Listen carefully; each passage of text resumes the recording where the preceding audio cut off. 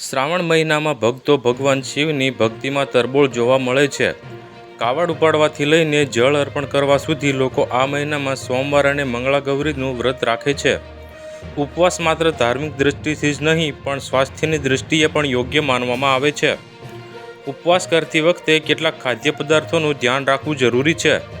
કેટલીક એવી વસ્તુઓ છે જે ઉપવાસ દરમિયાન કે પછી ન ખાવી જોઈએ, નહીંતર તે તમારા પેટમાં ફૂલવું અને ગેસ જેવી સમસ્યાઓનું કારણ બની શકે છે. શ્રાવણ મહિનો કાલથી શરૂ થઈ રહ્યો છે. જો તમે આ સમયગાળા દરમિયાન ફ્રૂટ વ્રત રાખો છો તો તમારી ખાનપાનનું ખાસ ધ્યાન રાખવું. ઉપવાસ દરમિયાન પેટ ખાલી રહે છે, તેથી ચા અને કોફીનું સેવન ટાળવું જોઈએ. આ બે વસ્તુનું વધુ પડતું સેવન કરવાથી એસિડિટી સમસ્યા થઈ શકે છે. આ માત્ર ખાટા વોડકાનું કારણ નથી પણ છાતીમાં બળતરા પેદા કરે છે અને તમે ઉપવાસ દરમિયાન ખૂબ અસ્વચ્છતા અનુભવી શકો છો. આ વસ્તુઓ તમારા સ્વાસ્થ્ય માટે હાનિકારક છે, પરંતુ તમે ઉપવાસ દરમિયાન આવી વસ્તુઓની સ્વચ્છતા વિશે ચોક્કસ કહી શકતા નથી. જો અમારા વિડીયો તમને પસંદ આવતા હોય તો લાઈક કરો, શેર કરો અને સબસ્ક્રાઈબ કરવાનું ભૂલતા નહીં.